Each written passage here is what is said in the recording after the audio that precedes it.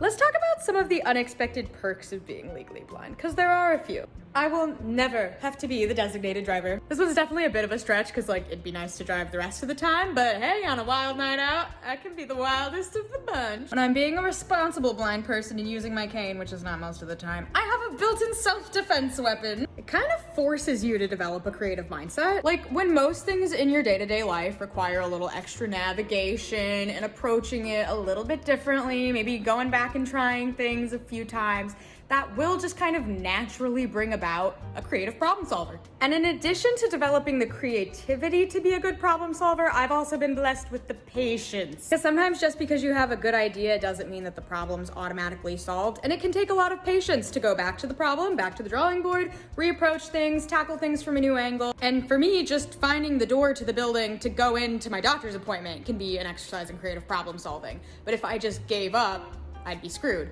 So that's not really an option, which means that I've gotten very comfortable with having to reapproach an issue, try looking at it from another angle, and being patient through the process. Until a bug lands on me or flies directly past my face, I'm kind of just blissfully unaware of their existence. Braille! Let's just all of us that can read Braille give ourselves a quick pat on the back, because that's a damn cool skill to have. This one, I think, relates a lot to colorblind people, but also anyone with visual impairment, because I think just not perceiving color or anything visual in the same way as everyone else kind of opens up your creative expression a little bit more.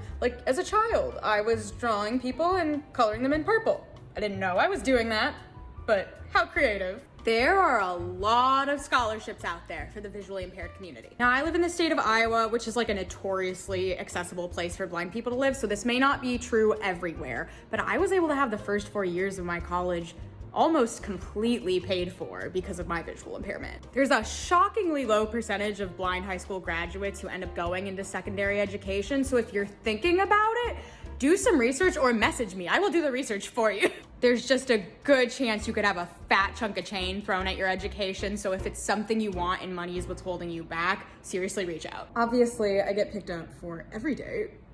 Pretty good excuse to get a dog. So it's definitely not all doom and gloom. There's a world in which I could just be getting drunk, being driven home, and chilling with my dog.